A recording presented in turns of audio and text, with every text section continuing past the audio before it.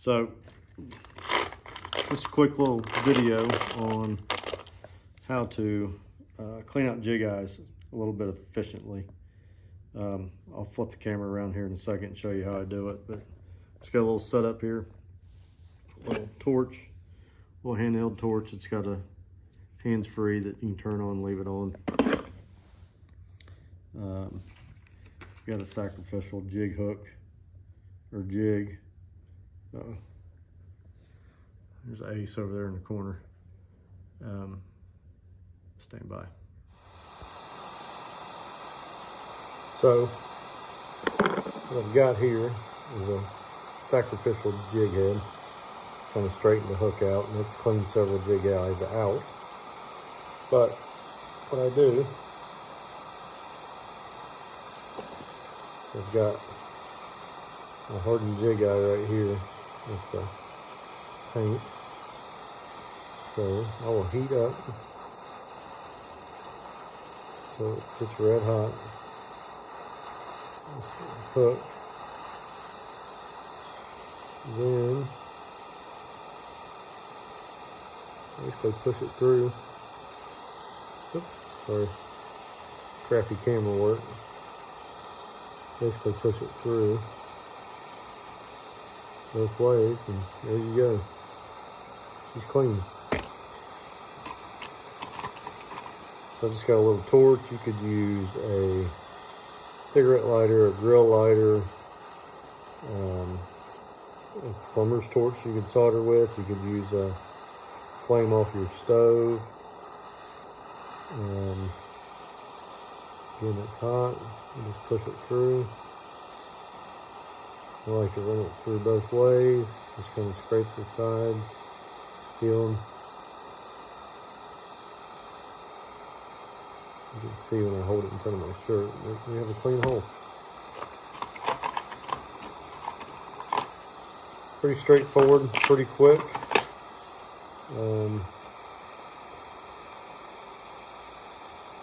See, that hole's not too bad. Some of them are really bad.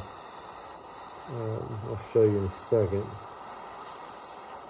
I bought a jig eye buster off Amazon, but does not work very well for these particular jig eyes. This paint on here is extremely hard. Let's see if we can find a real bad one. I've got probably 40 of these to do. We're heading to Canada in a few weeks, and I remember doing this in the cold last time I was up there, trying to dig fish eyes and or hooks through the eye and everything else, and it was just miserable. Poking my fingers. Of course, you're always in a hurry, right? Because the fish are biting. And you just don't have time, right? There you go. Yeah, got a hole in there. If you don't like it, you can always clean it a little bit more. It really just needs to be big enough for your line to pass through. Make sure there's no sharp burrs. So, still got several more to go. I'm just going to show you. So this is the tool. Bought off Amazon. You can see it's already bent because I tried to clean one or two out with it. Now it was a 2-pack. That one's shot, but I'll keep it because you can tie nail knots. And it's a kind of a backup clipper on it. But you can see the eye is completely closed. Got a pretty good tool right here. Run that in there. And just holding it and trying to do it. And so what's happened is you can eventually work it through there, but it's a pain in the rear end. Even though you may be able to see it's not even through yet. You see how much effort we've put into it. It's just not worth it. I wouldn't, it's just a bad tool. If you had a regular painted eye that you were just trying to open up, yeah, but I think these are powder coated. And once they got baked, that powder is really hard. Again, I don't think it's a bad tool, but it's not made for these, right? So I probably wouldn't buy them again, but I've got them. Came with a nice little retractable, you know, clip on your coat or on a lanyard. But like I said, I've got several more to do. What I was thinking about earlier to mention is what I've done, busting some of these before, is busted the paint right off of them.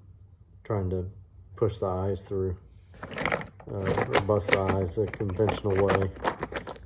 That one might actually have been fished with. But here's one I know I did today. Oop. You can see where I busted the paint off of it. And that was with that tool. It's hard to tell. It's iPhone 13. Doesn't look professional. Either way, you can see it's just not near as clean and neat as using the flame and the hook method. Anyway, nothing too technical, but it does work, and it works pretty well. So good luck. Hope it works for you, and happy fishing.